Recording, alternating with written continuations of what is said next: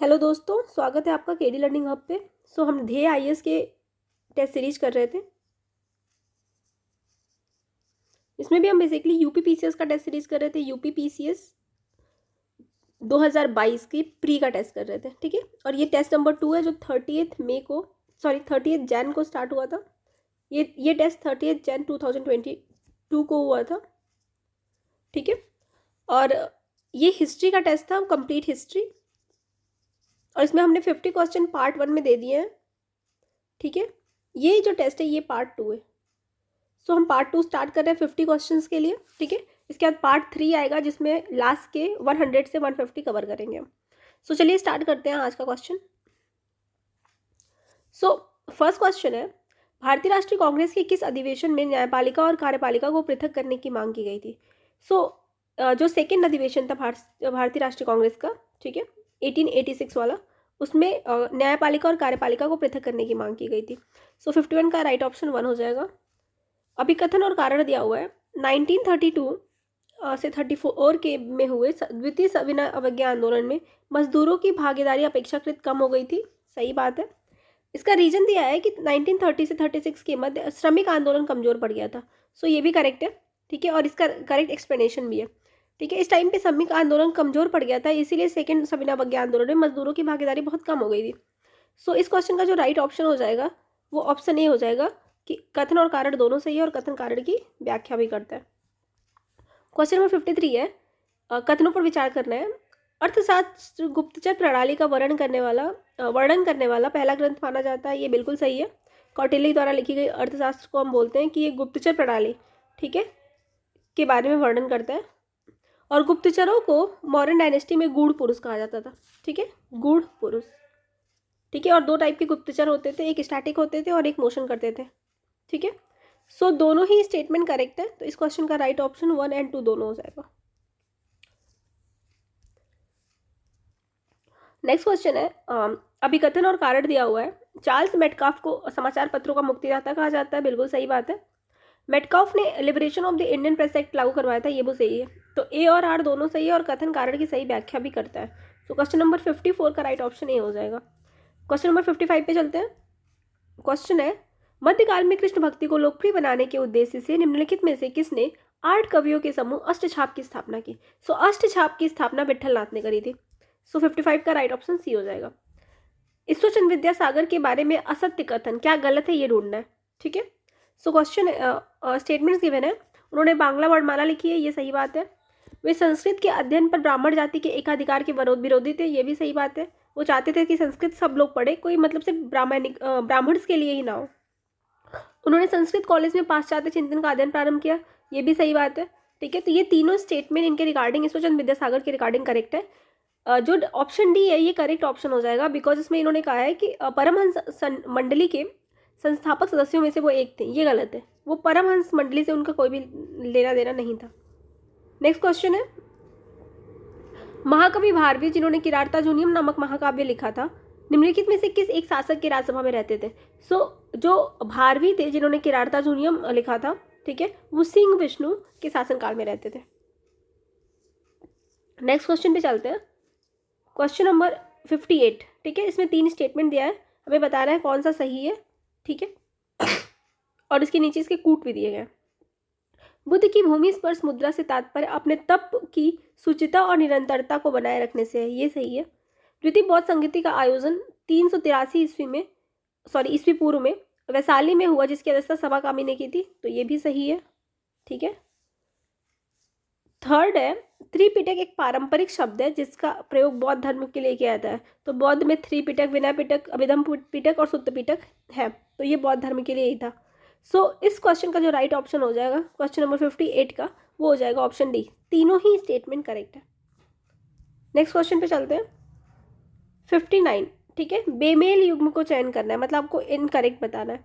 तो पागालक जो थे वो विदूषक को बोला जाता था। अक्षवाप आय व्यय गणनाध्यक्ष को बोला जाता था।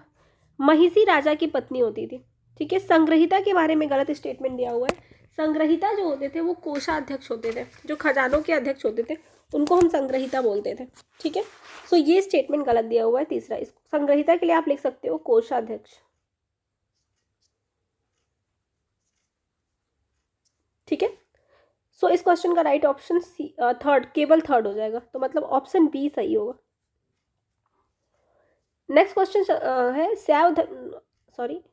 शैव धर्म से संबंधित राजराजेश्वर मंदिर कहाँ स्थित है। सो राजराजेश्वर मंदिर जो है वो तंजौर तमिलनाडु में, ठीक है, और ये सैवॉइड है, मतलब कि भगवान शिव से संबंधित है। अब 3 कथनों पर विचार करके आपको सत्य कथन चुनने हैं, सॉरी 2 कथन है। मौर्य समाज के संस्थापक चंद्रगुप्त मौर्य थे, जिन्होंने नंद वंश के अंतिम शासक महापद्म नंद को हराकर पाटलिपुत्र पर कब्जा किया। सो आपको पता है कि मौर्य साम्राज्य के संस्थापक चंद्रगुप्त मौर्य थे, ये तो लाइन करेक्ट है, लेकिन यहाँ पे गलत हो जाता है कि नंद शासक जो थे जिनको उन्होंने हराया था वो घनानंद थे, ना कि महापद्मानंद। महापद्म नंद तो नंद डायनेस्टी के फाउंडर थे, ठीक है। घनानंद वो अंतिम शासक थे जिसको हराकर चंद्रगुप्त मौर्य ने गद्दी हासिल की थी। सो ये स्टेटमेंट गलत हो जाएगा। फिर दूसरा स्टेटमेंट है चंद्रगुप्त मौर्य ने अपने जीवन के अंत में जैन धर्म को अपनाया। सो सही बात है, वो जैन धर्म को अपनाकर श्रवण बेलगोला चले जाते हैं, ठीक है। और इसी स्टेटमेंट में कहा जा रहा है और अपने पुत्र बिंदुसार के पक्ष में ही सिंहासन से उतर गए। तो उन्होंने पहले ही बिंदुसार को राजा चुन के गए थे वो, तो ये बात भी बिल्कुल सही है। तो स्टेटमेंट 2 ही सही है, स्टेटमेंट 1 तो गलत है। तो इस क्वेश्चन में सत्य कथन पूछा था तो ऑप्शन बी करेक्ट हो जाएगा, केवल 2 सत्य है। नेक्स्ट क्वेश्चन पे चलते हैं। Question number 62। 1916 में जो कांग्रेस अधिवेशन लखनऊ में हुआ था उसके रिगार्डिंग स्टेटमेंट्स गिवन है। स्टेटमेंट्स है लखनऊ अधिवेशन के अध्यक्ष अंबिका चरण मजूमदार थे, सही है। लखनऊ अधिवेशन में बाल गंगाधर तिलक ने कहा था स्वराज मेरा जन्मसिद्ध अधिकार है और इसे मैं लेकर रहूंगा, ये भी सही है। कांग्रेस के नरमपंथी और गरमपंथी अपने मतभेद को भुलाकर एक हो गए थे, तो ये भी बात सही है। ये अलग हुए थे 1907 में, जिसको हम सूरत स्प्लिट भी बोलते हैं, और ये 1916 में फिर एक दूसरे के साथ आ गए थे। सो तीनों ही स्टेटमेंट सही है और आपसे सत्य कथन पूछा है तो इसका राइट ऑप्शन डी हो जाएगा, सारे स्टेटमेंट सही है। सॉरी। नया क्वेश्चन देखते हैं। इसमें आपको काल क्रमानुसार व्यवस्थित करना है।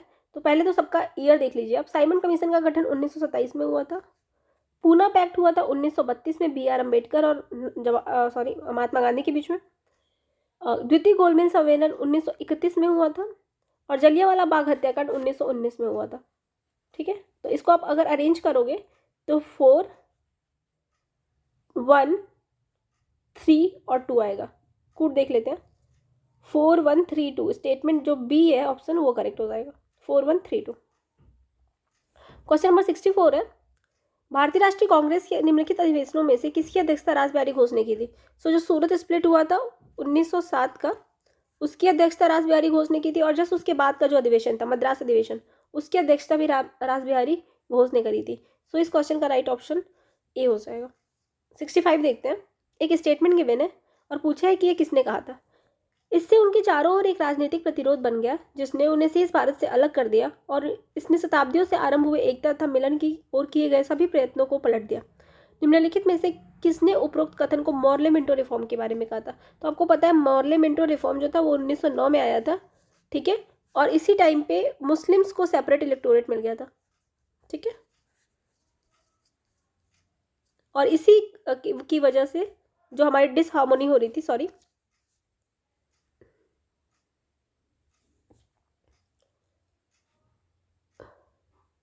जो डिसहार्मनी हो गई थी जिसकी वजह से ये स्टेटमेंट कहा था पंडित जवाहरलाल नेहरू ने, ठीक है। सो इस क्वेश्चन का राइट ऑप्शन ए हो जाएगा।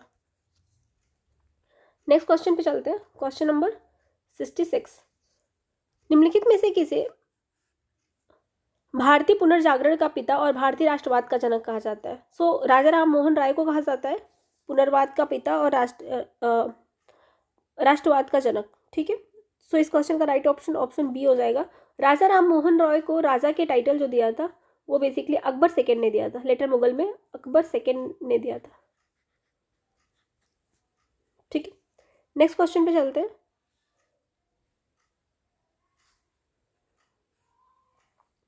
Question number 67।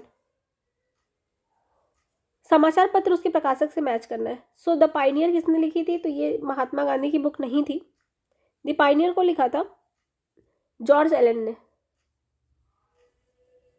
ठीक है। नेशनल हेराल्ड जवाहरलाल नेहरू की बुक थी। स्वदेश वाहिनी CR रेड्डी की बुक नहीं है, ये रामकृष्णन पिल्लई की बुक है,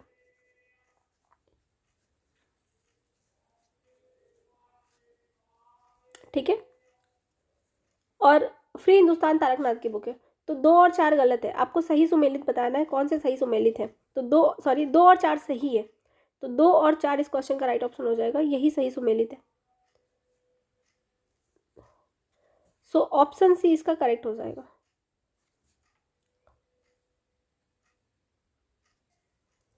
सो नेक्स्ट क्वेश्चन है क्वेश्चन नंबर 68। शिमला सम्मेलन 25 जुलाई 1945 को वेबल द्वारा बुलाया गया था। तो बुलाया तो वेबल नहीं था और 1945 में ही था, लेकिन जो जुलाई दिया ये गलत है, 25 जून को बुलाया गया था। ठीक है। मोहम्मद अली जिन्ना की हर धर्मिता के कारण यह सफल रहा, ये सही बात है। ठीक है। तो आपसे सत्य कथन पूछा तो केवल 2 होगा, क्योंकि पहले में मंथ गलत दिया हुआ है। बंगाल में टेनेंसी एक्ट कब पास हुआ था? तो टेनेंसी एक्ट जो बंगाल में था, बंगाल कृषक अधिनियम, वो 1885 जिस समय कांग्रेस बनी थी उस समय पास हुआ था। नेक्स्ट क्वेश्चन है, ये सारी घटनाएं दी हुई हैं, ये किसके शासनकाल में हुआ था, किस गवर्नर जनरल के शासनकाल में हुआ था, ये बताना है आपको। सो चौरी चौरा 1922, काकोरी 1925, सिविल सेवाओं की दिल्ली और लंदन में एक साथ परीक्षा करवाना। तो ये तीनों ही जो स्टेटमेंट था, ये तीनों ही जो घटनाएं थी, वो लॉर्ड रीडिंग के टाइम पीरियड में हुआ था। सो इस क्वेश्चन का राइट ऑप्शन सी हो जाएगा। क्वेश्चन नंबर 71 पे चलते हैं। डॉक्टर भीमराव अम्बेडकर द्वारा प्रकाशित समाचार पत्र मूक नायक किस भाषा में थी? तो आपको पता होगा डॉक्टर भीमराव अम्बेडकर जो थे वो बेसिकली बिलोंग करते थे महाराष्ट्र से। तो उन्होंने जो मूक नायक लैंग्वेज बुक लिखी है, ठीक है, वो मराठी लैंग्वेज में लिखी है। सो ऑप्शन डी सही है। कांग्रेस का अधिवेशन और उसके अध्यक्ष से उसको मैच कराना है। क्वेश्चन नंबर है ये आपका 72। ठीक है। सो इस क्वेश्चन का राइट ऑप्शन क्या होगा, ये पूछा है। ठीक है, आपको मैच करा के फिर कूट देखना है। सो देखिए, जॉर्ज यूल को आपने याद किया था, प्रथम ब्रिटिश अध्यक्ष जो थे, प्रथम फॉरेनर जॉर्ज यूल थे, और ये 1888 के सेशन में थे। ठीक है। सो फर्स्ट का 3 हो जाएगा। ठीक है। 1894 में अल्फ्रेड वेब ने इस अधिवेशन को लीड किया था। ठीक है। 1904 का अधिवेशन सर हेनरी कॉटन, और 1910 का अधिवेशन विलियम बेडरबर्ग। तो इस तरह से जब हम कूट को देखेंगे तो इस क्वेश्चन का जो राइट ऑप्शन हो जाएगा वो हो जाएगा ऑप्शन बी, ए का 3, बी का 1, सी का 2 और डी का 4। नेक्स्ट क्वेश्चन पे चलते हैं। 1918 में टेक्सटाइल लेबर एसोसिएशन की स्थापना किसने की थी? तो ये महात्मा गांधी ने करी थी। ठीक है। बीपी वाडिया भी लेबर एसोसिएशन बनाते हैं, लेकिन वो बनाते हैं 1800 में, और ये जो इनका एसोसिएशन होता है उसका नाम होता है Bombay mills and mill association. ठीक है। सो 1918 में जो बनाते हैं वो महात्मा गांधी बनाते हैं, और बीपी वाडिया ने 1800 में बनाया होता है। नेक्स्ट क्वेश्चन देखते हैं। 1800 में नहीं, 1900 में बनाया होता है, सॉरी। नेक्स्ट क्वेश्चन देखते हैं। क्वेश्चन है कि भारत सरकार ने वर्ष 1919 में अंतर्राष्ट्रीय श्रम संगठन के वॉशिंगटन सम्मेलन में लाला लाजपत राय को भारत के मजदूरों का प्रतिनिधि बनाकर भेजा। सो बस इतना गलत है, वीपी वाडिया को भेजा था, वीपी वाडिया को भेजा था, ना कि लाला लाजपत राय को। ठीक है। सो ये गलत है, सॉरी। नेक्स्ट देखते हैं। 1921 में एमएन जोसेफ बैप्टिस्टा तथा लाला लाजपत राय के प्रयासों से अखिल भारतीय ट्रेड यूनियन कांग्रेस की स्थापना हुई। तो अखिल भारतीय ट्रेड यूनियन कांग्रेस बना था, लेकिन 1920 में बना था, ना कि 1921 में। सो दोनों ही स्टेटमेंट गलत है। ठीक है। सत्य कथन पूछा है तो नाइदर 1 नॉर 2 हो जाएगा। 75 पे चलते हैं। निम्नलिखित में से कौन सा एक सही सुमेलित नहीं है? संयुक्त प्रांत किसान सभा जो बना था वो 1918 में बना था। ठीक है। बाकी सब सही सुमेलित है। अवध किसान सभा 1920, रैयत संघ 1923, कृषक प्रजा पार्टी 1929। नेक्स्ट क्वेश्चन पे चलते हैं। स्टोरी ऑफ बारदोली पुस्तक किसने लिखी थी? सो स्टोरी ऑफ बारदोली जो बुक थी वो लिखी थी महादेव देसाई ने। Option B.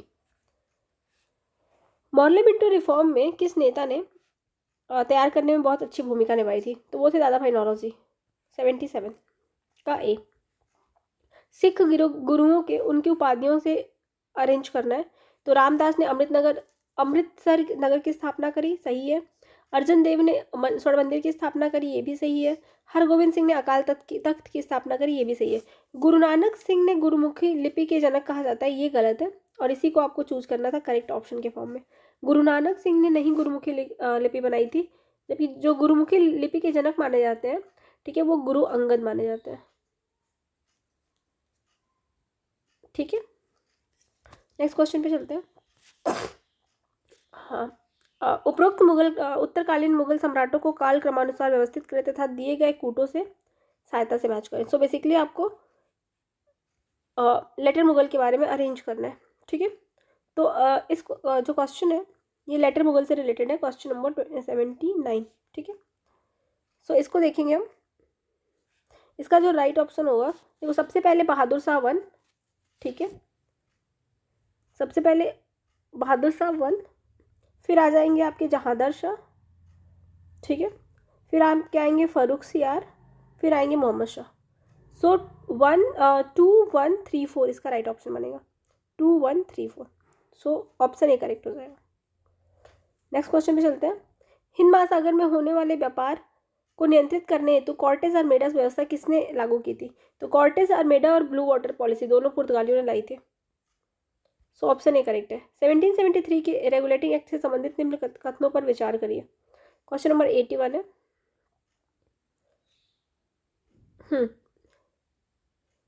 स्टेटमेंट्स है। बंगाल में एक प्रशासक मंडल गठित किया गया जिसमें गवर्नर जनरल तथा 5 पार्षद नियुक्त किए गए।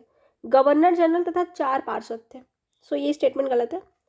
नेक्स्ट है, कानून बनाने का अधिकार गवर्नर जनरल सहित उनकी परिषद को दे दिया गया, परंतु इन कानूनों को लागू करने से पूर्व भारत सचिव से अनुमति प्राप्त करना अनिवार्य था। ये सही है। तो इस क्वेश्चन का सही ऑप्शन बी होगा, केवल 2। किस एक्ट के अंतर्गत भारत में पहली बार अधिकृत किए गए प्रदेशों को पहली बार ब्रिटिश अधिकृत भारतीय प्रदेश कहा गया? तो पहली बार ब्रिटिश अधिकृत भारतीय प्रदेश 1784 के पिट्स इंडिया एक्ट में कहा गया। गवर्नर जनरल की कार्यकारिणी में एक भारतीय सदस्य को नियुक्त करने की व्यवस्था किस अधिनियम द्वारा की गई? सो भारतीय परिषद अधिनियम 1909, ठीक है, जिसको हम पार्लियामेंट्री रिफॉर्म भी बोलते हैं, के द्वारा की गई थी। एसपी सिन्हा पहले सदस्य नियुक्त हुए थे। मुगल भू राजस्व के बारे में कौन सा कथन सही है? राज्य के लिए कृषि उत्पाद का 1/3 राजस्व निर्धारित था, सही है। दहसाला व्यवस्था औसत उपज तथा उनकी औसत कीमतों पर आधारित थी, ये भी सही है। सो 84 का जो राइट ऑप्शन हो जाएगा वो सी होगा। ठीक है, ए और बी दोनों ही सही है। 85 की बात करते हैं। निम्नलिखित में से कौन सा अंग्रेज आदि कैप्टन हॉकिंस के साथ भारत आया था जिसने अनारकली की दंत कथा का उल्लेख किया है? सो विलियम फिंच आए थे, ठीक है, और कैप्टन हॉकिंस के साथ, और ये आए थे जहांगीर के शासनकाल में। सो राइट ऑप्शन ए होगा। नेक्स्ट क्वेश्चन है 86। बंगाल विभाजन के फलस्वरूप प्रारंभ स्वदेशी आंदोलन के क्षेत्र तथा उसके नेता के युग्मों में सही सुमेलित करना है। ठीक है, सो मुंबई में लोकमान्य तिलक थे, सही है। दिल्ली में सैयद हैदर रजा थे, ठीक है। मद्रास में सी राजगोपालाचारी नहीं थे बल्कि चिदम्बरम पिल्लई थे।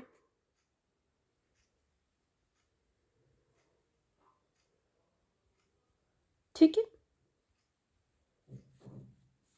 सो थर्ड गलत है, आपको सही कूट बताना था, तो 1 और 2 सही है, तो ऑप्शन ए करेक्ट हो जाएगा 86 का।